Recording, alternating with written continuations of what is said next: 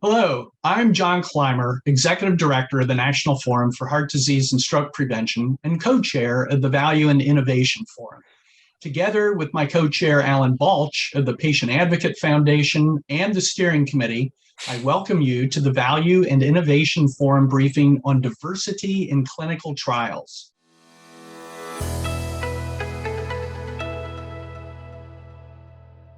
The goal of the Value and Innovation Forum is to present multiple perspectives without bias on different policy issues that are controversial or time-sensitive. Ideally, these issues are ones on which we all want a good understanding so that we can be effective advocates on these issues. With Amgen's financial support, 5 steering committee members come together from various patient organizations to pick topics we think will resonate with an audience of primarily patient group advocates. We welcome your ideas for future topics. Our plan is to conduct 4 of these briefings per year. I've made several references to the steering committee and want to recognize the members. Michael Bagel from the Alliance of Community Health Plans, Claire Gill of the National Osteoporosis Foundation, Donnell Ivey from the Association of Black Cardiologists, and John Shaw from the Caregiver Action Network. Now to today's topic, increasing minority patient involvement in research. Since you're attending this briefing, chances are good that you already know that there are large, well-documented racial and ethnic disparities in health. Although it is largely African Americans, Native Americans, and Hispanics who have worse health and worse medical outcomes than whites, the entire country suffers from these disparities. They cost everyone in terms of community vitality and excess spending on acute care, not to mention the moral and ethical implications. There are many causes of these gaps in health, from social determinants of health to access to health care to the quality of care. This briefing will focus on solving another cause, underrepresentation of minority patients in medical research. Our speakers today are Dr. Lakshmanan Krishnamurti, a pediatric hematologist oncologist at Yale, Dr. Keith C. Ferdinand, a cardiologist at Tulane, Dr. Fortunato Fred Senatore, a physician in the Division of Cardiology and Nephrology at the U.S. Food and Drug Administration. And we were pleased to have Grace McElroy, Vice President of Antidote, a company that recruits patients for clinical trials, in our speaker lineup. Grace had a conflict arise, so we are excited that her Antidote colleague, Richard Towne, is on our panel. Mr. Towne also is host of the Talk of the Town podcast on trends in medical research and the patient experience.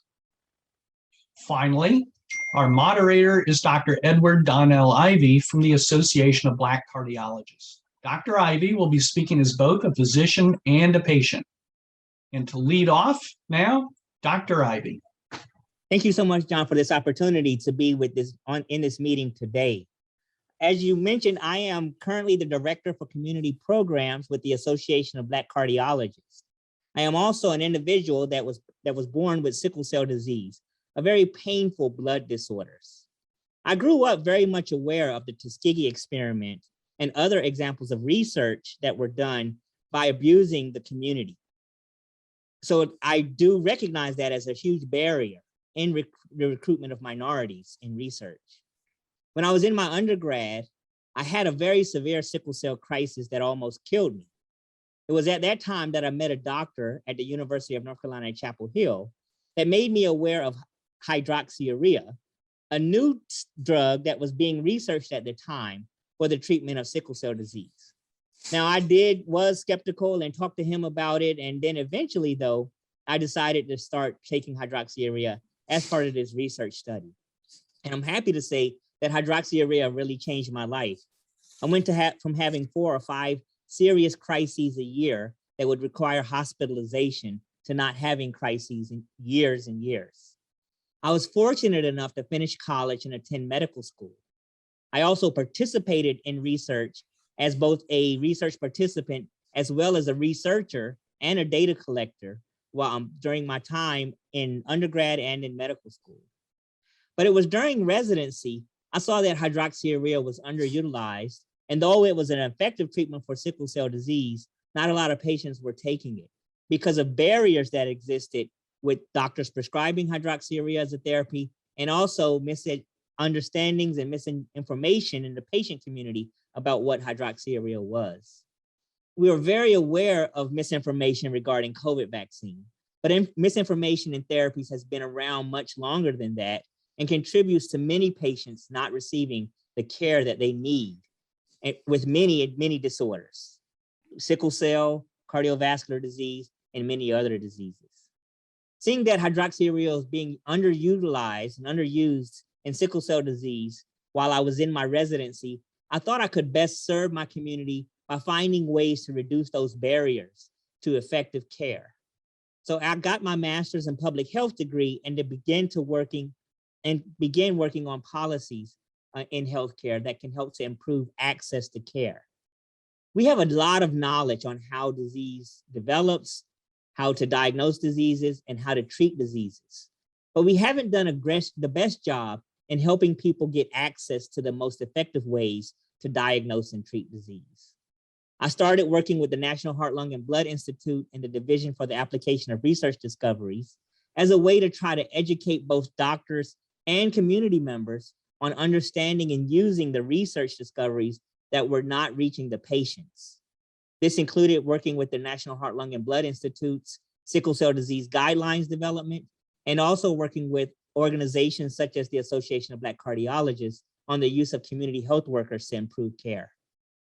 When the sickle cell guidelines were near completion, I took a job at the Health Resources and Services Administration, or HRSA, to continue work on how to take the guidelines from shelf and put them into practice in the community. I have dedicated my life to finding ways to not only take research from bench to bedside, but also into the communities to find ways that every man, woman, and child, regardless of zip code, could benefit from the research discoveries. I know that many communities have significant barriers to participating in research and to also benefiting from those research discoveries. We not only need to find ways to improve participation of minorities in research, but also find ways to help reduce those barriers that prevent those those community members from benefiting from the research findings. So I'm happy to be a part of the discussion today about minorities in research. Thank you. Next up, we have Dr. Keith C. Ferdinand.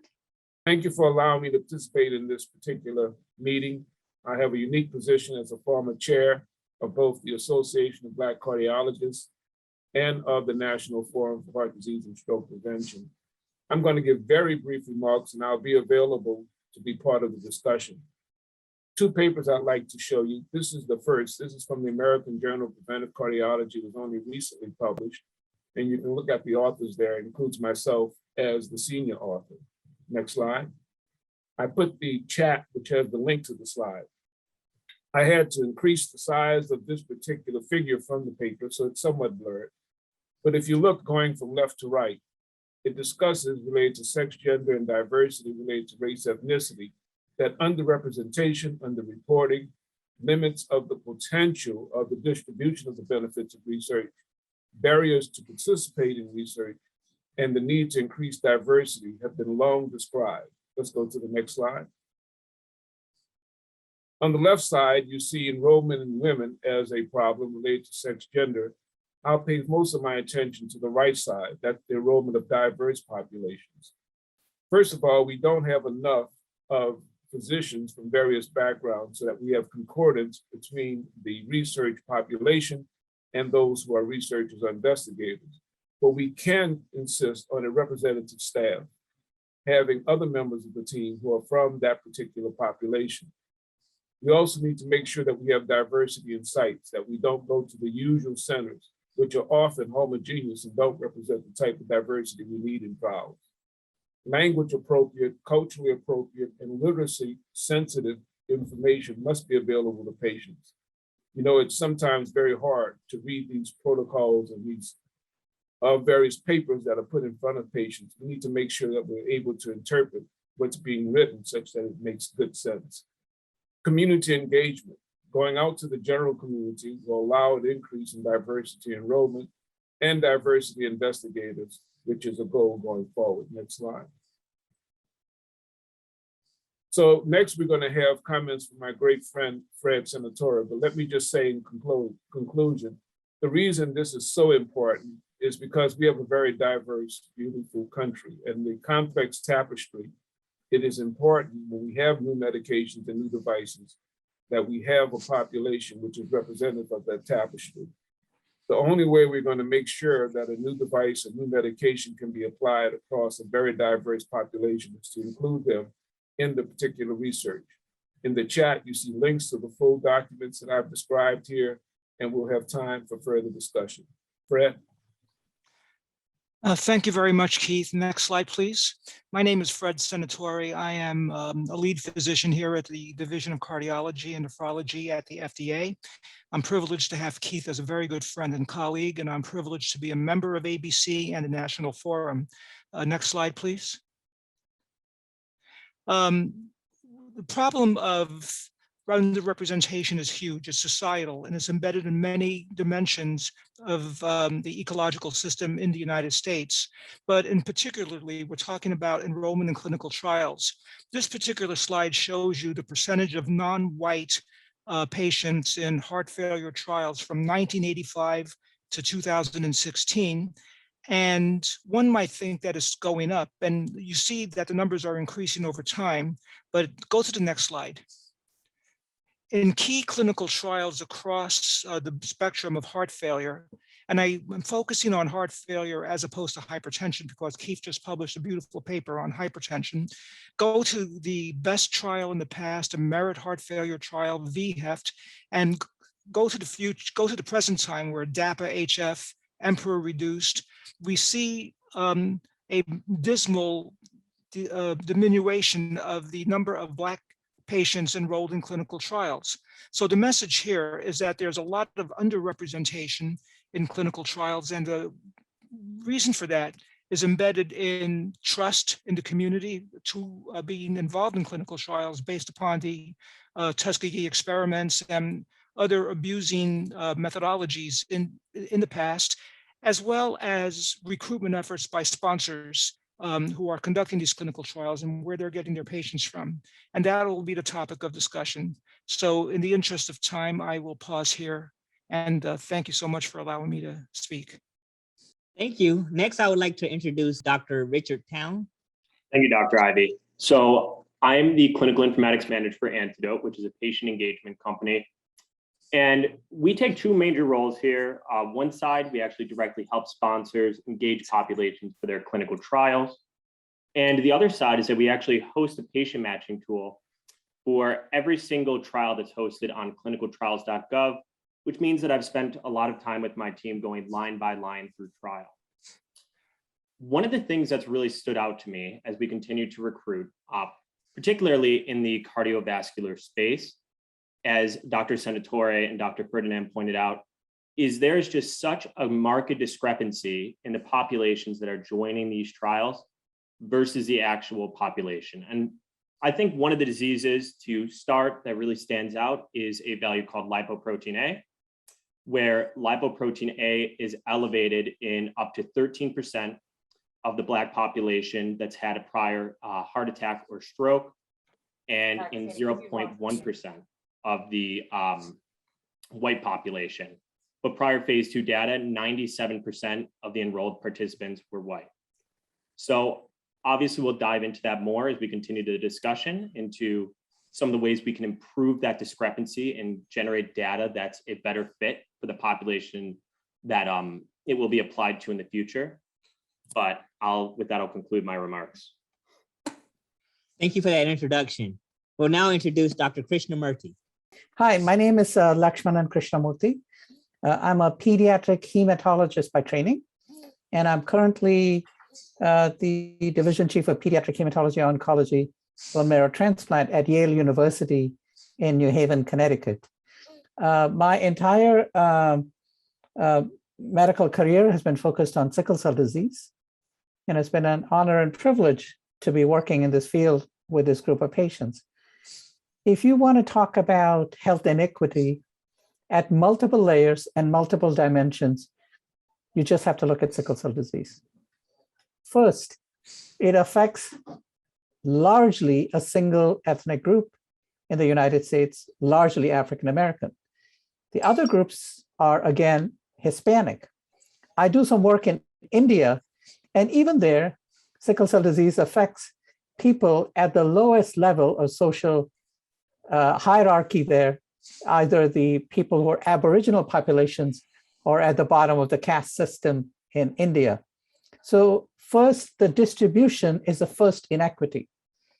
The second inequity, which comes from the first, is the socioeconomic disadvantage that goes with this particular ethnic distribution. The third is a lack of advocacy leading to low investment by industry, philanthropy, and government in research, in clinical care, in advocacy, and in awareness. And then all of this translates into worse outcomes for people who are on Medicaid actually do worse even than people who don't have Medicaid. In addition to that, the research is not available beyond the confines of a few major research centers.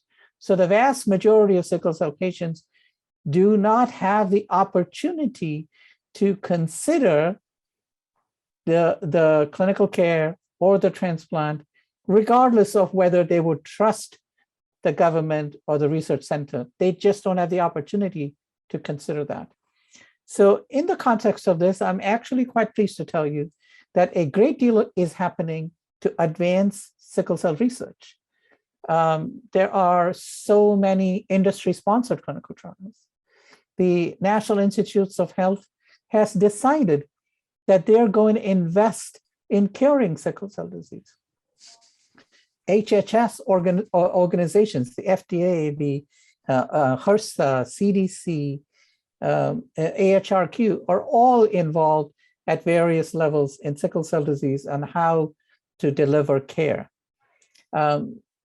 Sickle cell was the first molecular disease I was reading, was described in 1949.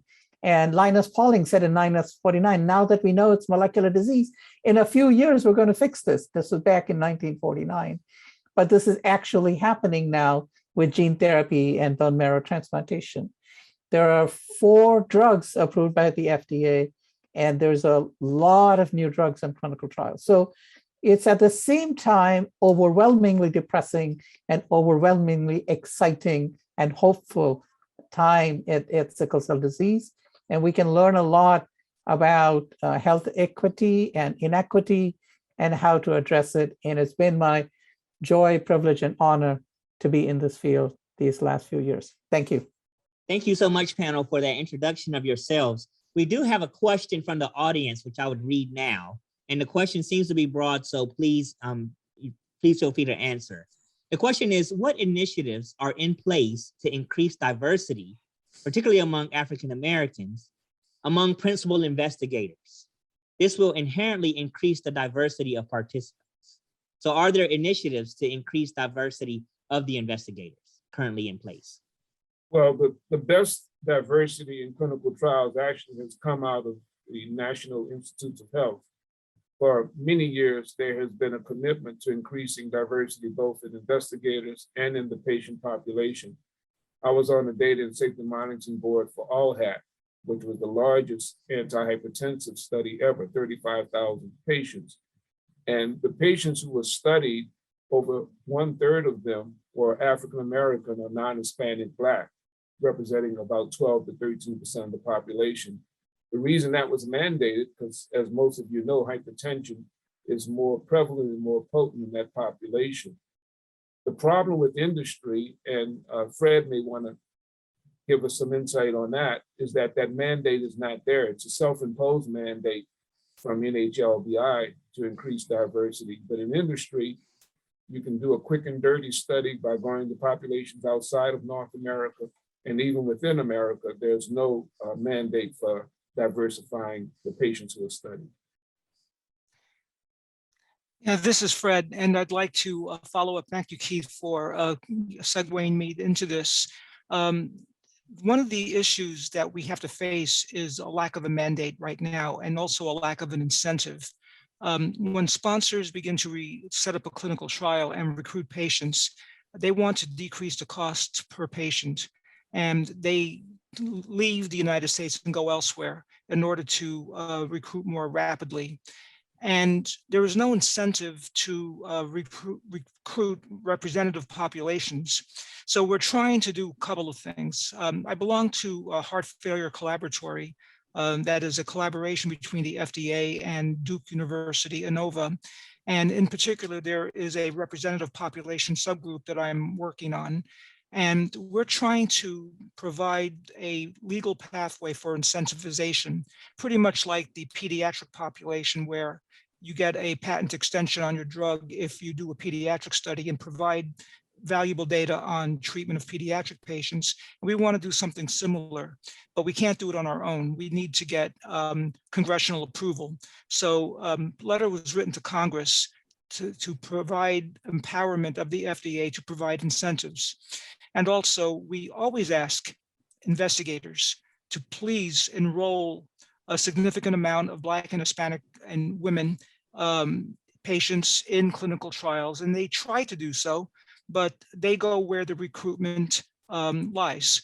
Some investigators recruit more patients than others. So the bottom line is get the right recruiters, get the right investigators, make sure that the investigators represent the very population we seek to enroll in the study. So that's the sort of thing we're talking about at the FDA. I'd like to respond. The question was, what are we doing to expand the number of principal investigators and diversity in principal investigators? Well, one way you start doing that is by increasing the number of investigators or minority populations before they can ever become principal investigators. So the problem is systemic, and it starts from medical school, college recruitment to medical school recruitment to recruitment in residencies, fellowships, and career development opportunities. So I think at every level, we are way behind the eight ball in being able to recruit enough people from minority populations, such as African Americans. So as far as recruiting patients to belonging to these minority populations in clinical trials, something has changed. 10 years ago, we hardly had any clinical trials in sickle cell disease. We now have a large number of sickle cell clinical trials. 10 years ago, industry, if you looked at the clinical development physicians, they were mostly not hematologists, not sickle cell folks. Now, industry, pharma, has a cadre of sickle cell hematologists at every level, and they are actually driving the change. So this change is beginning to happen. As you can see, sponsors are going beyond to actually invest in the community. So there is significant education awareness being created by pharma sponsors of drugs. And I don't want to name any particular, but every one of them is doing that. So I think that this is a systemic issue, and we're way behind where we need to be, but things are beginning to happen. Thank you. And just add one last thing that was touched upon earlier is I think preemptive site selection. That's something that's really starting to grow in popularity about where do you place the sites in order to have the maximum impact in both efficiency of patient recruitment in general and efficiency of diverse recruitment. And the second thing that I think I've seen some pharma companies doing is they're partnering with patient advocacy organizations and getting some counsel on the populations that they're trying to recruit from people who are experts in that space. And I think that that's really leading to some change on that front. So with that, I'll conclude my remarks. ASH and other agencies are trying to interest minority populations, at the high school level in STEM And then they have programs for college level as well. They've had it for many years. The Association of Black Cardiologists has for many years attempted to increase diversity in clinical trials. What happens sometimes, especially with our industry partners, not as much with NIH, is that they don't really feel the need to partner with the ABC, and they attempt to find some prominent investigators who self-identify with various racial, ethnic backgrounds and use that as a pathway to diversify investigators. That can be done, but it probably is a little simpler if you would just go directly to those organizations which are representative. And you can't look at the size of the organization.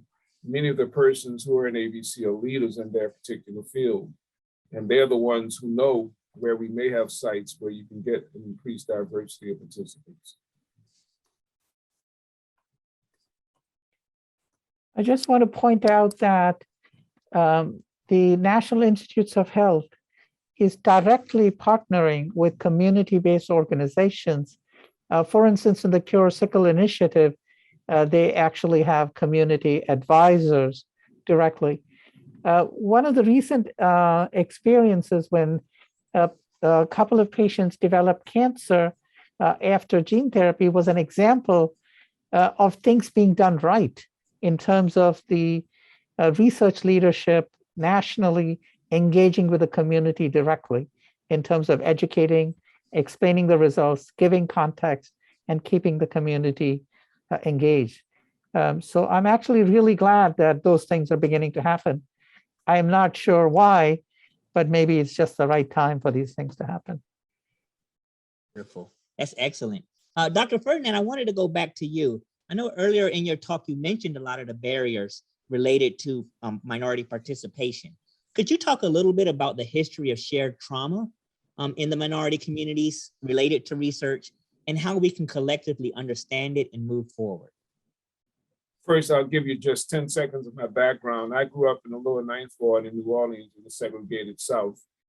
And the distrust in the Black community is wide and it's deep. Some of it goes back to slavery. Much of it is as modern as the Tuskegee experiment, where 412 Black men who happened to be infected with syphilis were not afforded penicillin when it was known to be effective after World War II. And the study was simply to watch them. It helped us get the pathophysiology and the natural history of syphilis, but it didn't help those patients. Many patients today cannot articulate exactly what Tuskegee was, but when it came time for COVID-19 vaccination, you would hear patients mention the Tuskegee experiment. They don't want to be, quote, a guinea pig. What has been successful with NIH has been SEAL, Community Engagement Alliance, and I'm a member of that, in which they have used what they call trusted messengers. A trusted messenger doesn't have to be a doctor. It could be a nurse, it could be a pharmacist, it could be someone from the clergy or community activists. And first of all, get those people engaged in the data, look at the data, and be able to articulate in a clinically appropriate, literacy appropriate, culturally appropriate manner the benefits of COVID-19 vaccination. So here in Louisiana, I was on the governor's task force, and we went from very low rates in the African-American community to higher rates, which are in some places, for instance, here in New Orleans, better than that seen in self-identified white populations in rural areas. So we can address the distrust, we can overcome it, but we have to partner with the community. We have to have those trusted messengers. In terms of research here at Tulane, we're attempting to do an NIH-sponsored intervention in 48 churches. And one of the most important components of that is to have a community advisory board. And I think it's important that these community advisory boards don't be window dressing, that we actually listen to them and help them direct us with making the protocol appropriate for the community and having within those churches persons who can help facilitate the randomized cluster trial. We're going to see if we can actually intervene and decrease cardiovascular risk. Wonderful, wonderful. So this question is for the group. So you have been talking about the community engagement in the research process through using community members on research boards. You just mentioned a community board. I've heard a lot about community-based participatory research. Could you describe what may be going on in terms of using community health workers and community-based participatory research, other community efforts to really get more minorities to participate. And Dr. Senatore, you can start if you don't mind. I know that we've been preaching to sponsors, and we've looked at this in 4 different ways. The first is at the patient level. We strongly advocate advisory groups for patients and with culturally sensitive approaches. This is extremely important to establish trust. The next is at the community level, and Dr. Ferdinand had already mentioned many of this: engagement in community practices involving churches, barbershops, and other more local businesses to ensure a good bridge between people who live in neighborhoods and enrollment in clinical trials. Then we go to the sponsor and the investigator level. Deliberate site selection, broad inclusion criteria. Don't start making your exclusion criteria so perfect in order to ensure that any effect is attributable only to the drug, and leave out many people who might otherwise benefit from the drug. And because of the embedded ethnic and racial disparity, when you start having extreme amounts of exclusion criteria, you disproportionately exclude a lot of the subjects that you want to include. You want a diverse number of principal investigators and staff. You need to have the principal investigators look like the people that you're trying to recruit. And finally, at the FDA level, which is the most difficult, I live in a difficult environment. One thing that we can do, and I've advocated for this, is within our capabilities right now without a congressional approval, is to designate a priority review when an NDA is submitted, that the sponsor went out of their way to recruit Black and Hispanic people, and not just go to sites where you recruit anyone you can and don't pay attention to who you're recruiting. And we already spoke about incentivization, which is still in Congress's lap, but we are writing guidances on medication adherence, which is intertwined with the representation of all subgroups in the United States. So this is some of the stuff that we're doing to address this. It's not really one particular solution that would move the needle. Dr. Ivy, let me mention, as it relates to the COVID-19 vaccination, it wasn't just the utility of the vaccines when they were available, but actually the development. NIH for a while suspended development of the Moderna vaccine to ensure that they had a more diverse population, and pushed to get those trusted community advisors in early on in the process. The reason that's important, I would think that the vaccine is going to work across populations. We know that there are some differences in demographics related to obesity, type 2 diabetes, hypertension, which may impact the efficacy of the vaccine. But that being said, I think one of the more important reasons is that if you release the vaccine and the patient population was 95% self-identified white, then those populations that were outside of those demographics will say, well, I'm not going to use that vaccine. Nobody who looks like me participated in the study. So physiologic factors may come into play, but you also want to make sure in terms of diversity that the diverse tapestry that makes up the United States, the patient population can be assured when the medication or the vaccine is approved that it's been shown to be effective in their population. I want to share my experience with industry-sponsored clinical trials. And I, until recently, worked in Atlanta, and I saw the history of new drugs for sickle cell coming in this sequence. Private, leading university is where most of the clinical trials happened. Next, we saw the safety net hospital associated with this private university, where clinical trials only started happening within the last decade. And then finally, there were a large number of patients within the city of Atlanta who went to private practitioners. The clinical trial never went there. And then there is Augusta, and then there is the great rural population, which are all left out. And I was so thrilled to see that one of the recent drug trials started in that private group. The first place to open their clinical trial in the greater Atlanta area was not in the private university or the safety net hospital, but in that private practice. So I really like what you said about targeted site selection.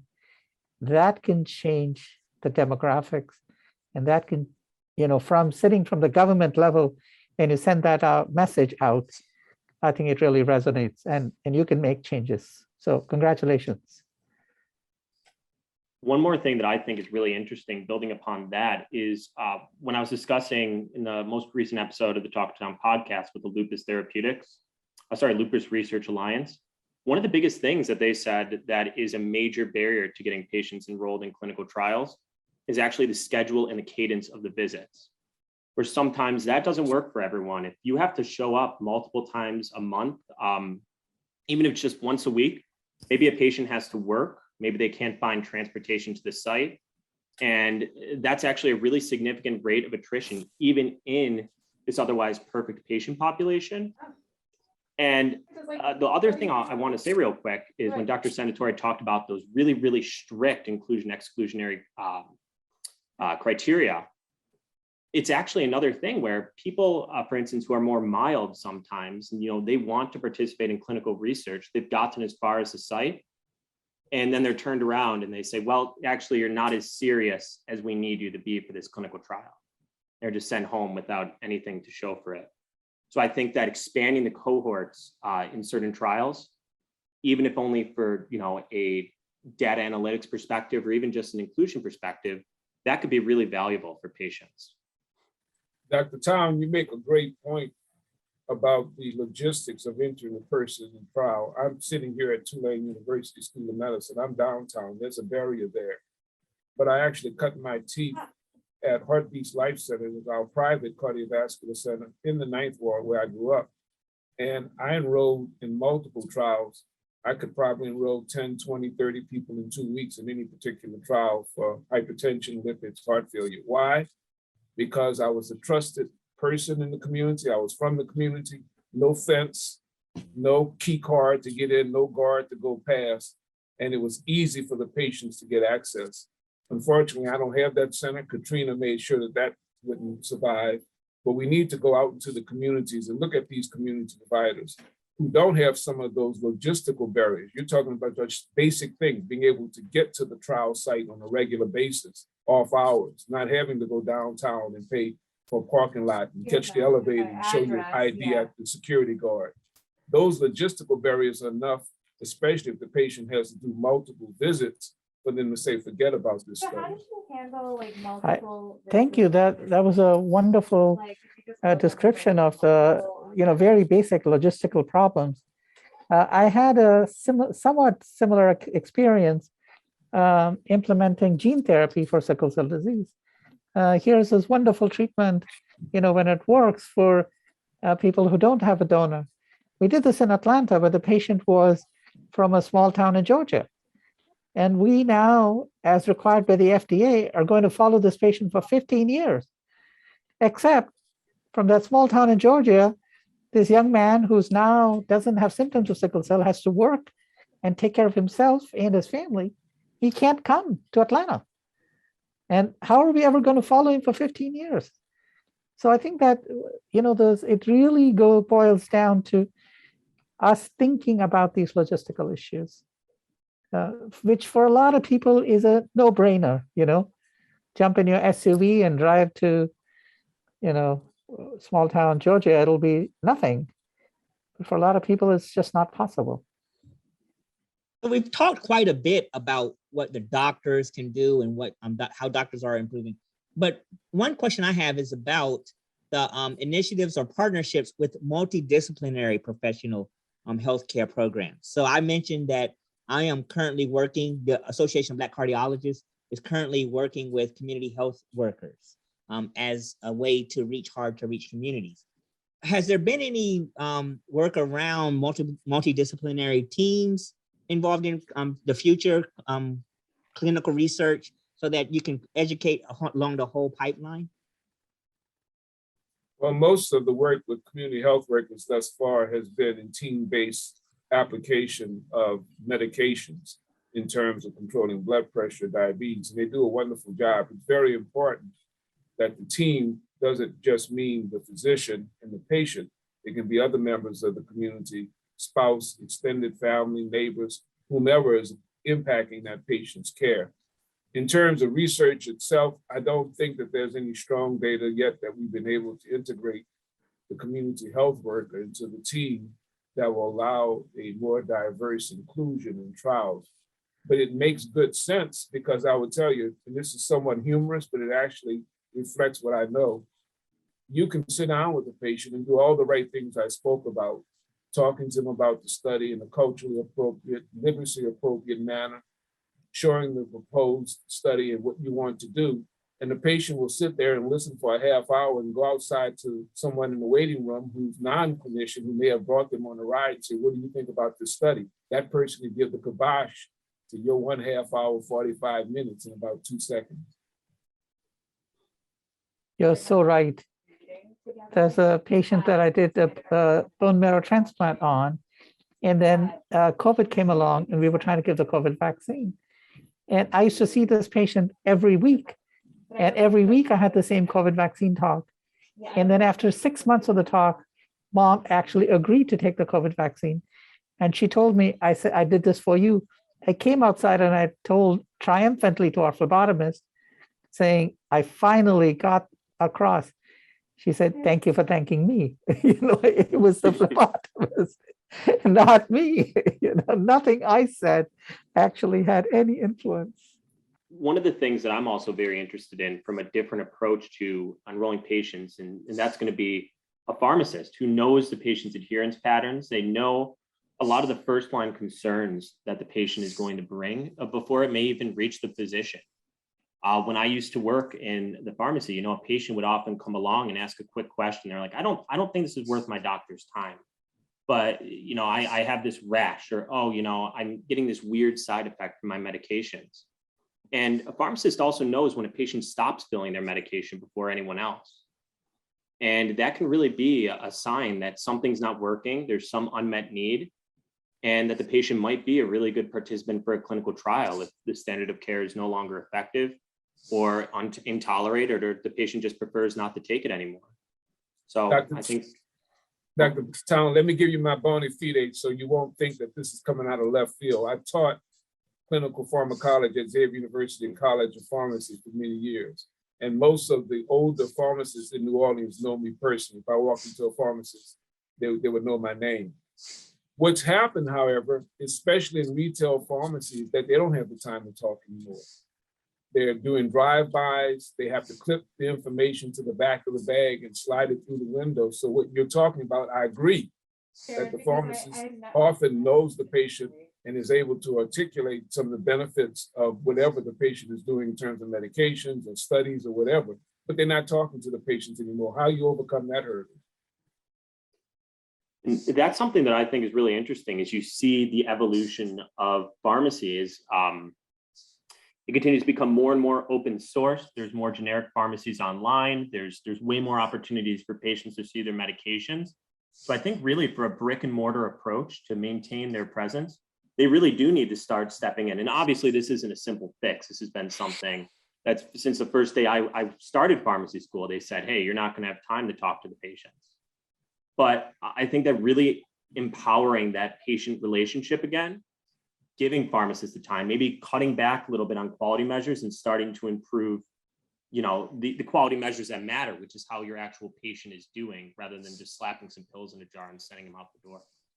I really like what you said, Dr. Towne. I think the pharmacist has a very large role, and this is a way for improving satisfaction, and from the frontline pharmacists, and really it's, I think, even as a corporate entity, pharmacy chains are trying to enhance adherence.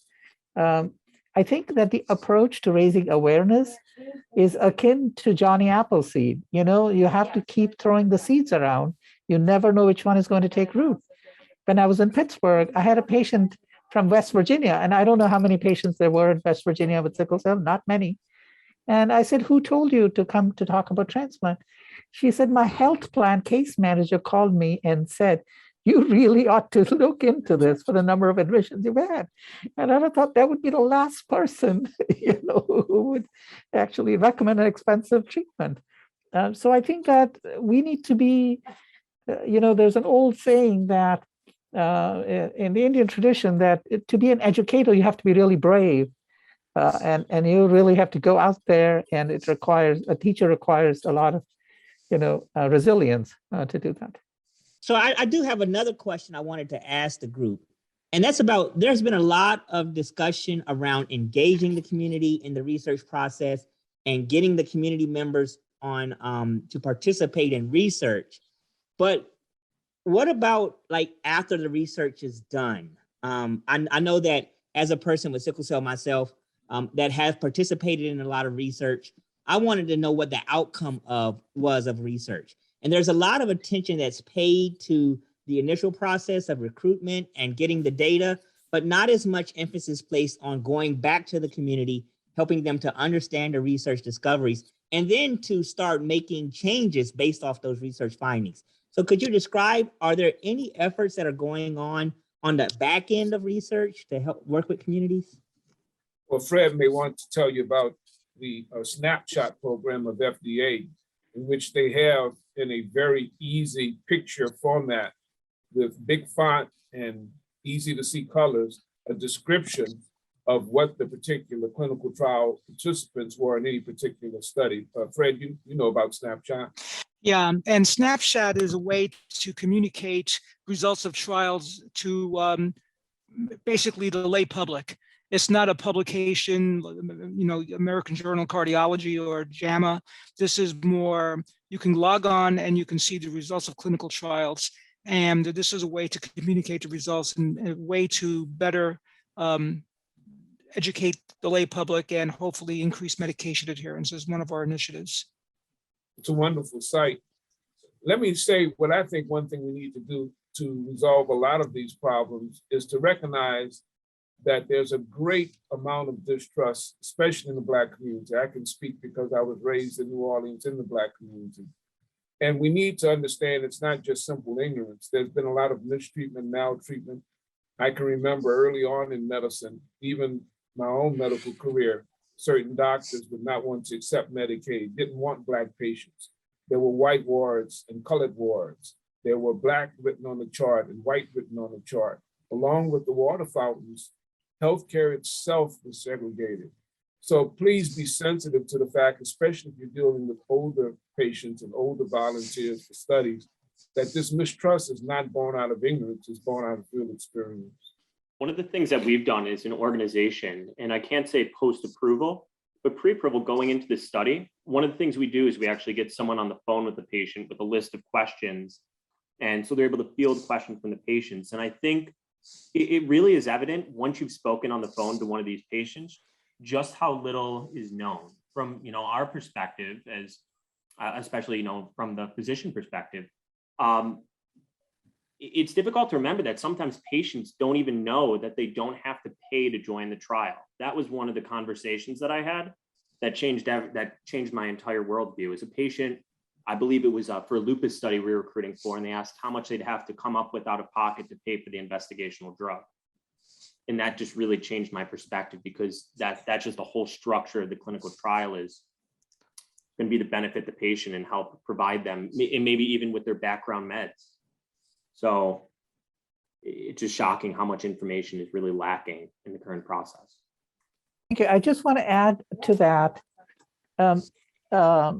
We're collecting endpoints, right? Endpoints that can be derived, from somebody filling out a form, or we have then moved on to saying, well, we'll complete a survey, even quality of life survey. But we don't actually do qualitative interviews to actually talk to the patient about why they made the decision to undergo a gene therapy. What was the process? How are they doing now? And actually do this scientifically. In fact, the FDA's guidance on gene therapy says that you should get direct patient input.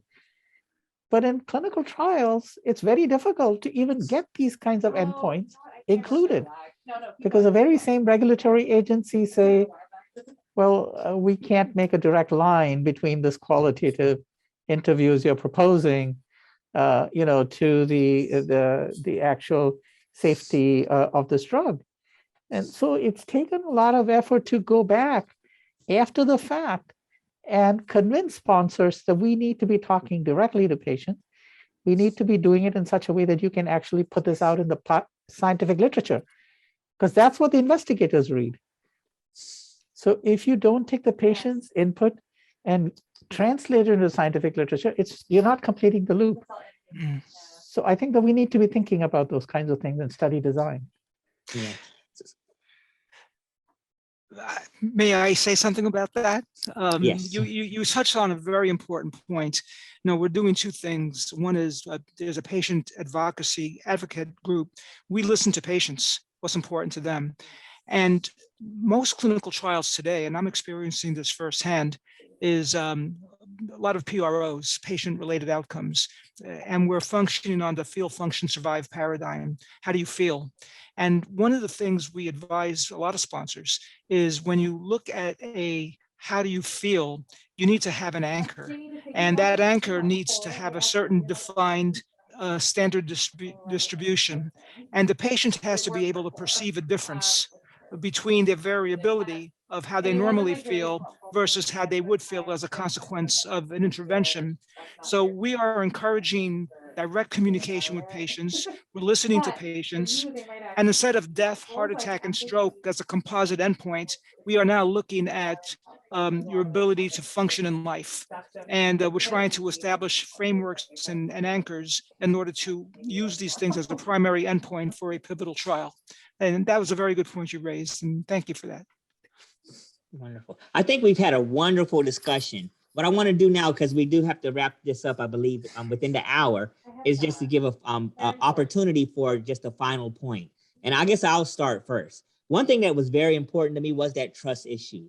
As I mentioned, when I started hydroxyurea, it wasn't an experimental drug, but I trusted the doctor because of the way he talked to me, the way he really gave me information about what was going on, and really gave me the opportunity to give informed consent. And I think that's very important in getting individuals to participate, that they have that informed consent, that they're made totally aware of what the research study is about, and then they're given the opportunity to refuse to participate if that is what they choose. So I feel, as a person that has done research and has also participated as a research participant, is that you cannot do enough around that informed consent and making sure that patients are aware of what they're doing. Dr. Ferdinand, we'll start next with you. Yeah, I put in the chat, the last concept I want to suggest is Ubuntu. It's a Zulu word. It means the community. I am because we are. And when I do investigations and I have clients in front of me, volunteers, I will tell them that you might get a placebo, but the information that we'll get, for instance, for lipoprotein little a, this information may help the people, may help us as a community. Most people are willing to understand that concept of the benefit of research. Wonderful. Dr. Senatore? I think the bottom line is patient trust. FDA can do many things like prioritization of review, incentivization, but nothing will work unless patients trust the medical establishment, and it starts from there. And I think we need site selection. We need to have good communication. We need to have a community level communication. And every dimension needs to coalesce into one overall broad spectrum solution to this problem. Excellent. Dr. Krishnamurti?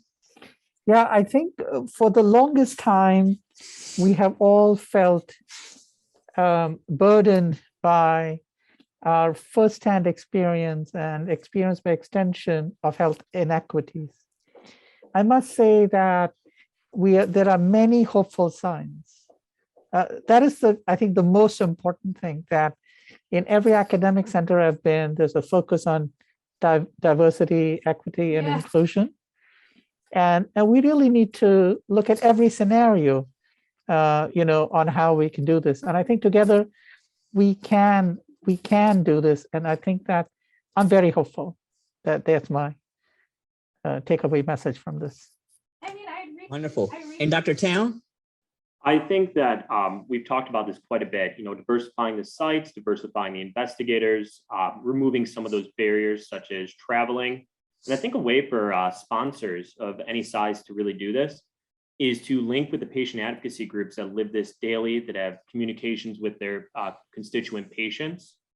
And I think once that early planning step, the organization that lives this day by day will actually already have this in mind when suggesting where to place the sites, how to select the investigators, how to ensure that interested participants can get travel if needed, and other commodities or reimbursement as needed as well. So I really think empowering people to start with the patient and not only looking desperately to fill a diversity goal or some other thing when they've already noticed that they've fallen behind, which seems to be the way that it's happening right now, is that catch up. Oh, wait, we're running behind.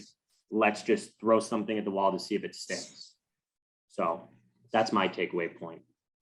Wonderful, wonderful. I'd like to thank all of you for participating in this panel discussion today. I hope that our efforts doesn't stop here, but that we then take what we've discussed and really figure out how we put it out into practice. I'll turn it over now to John Clymer from the National Forum for Heart Disease and Stroke Prevention. Thank you very much, Dr. Ivy, and thanks to all the members of the panel.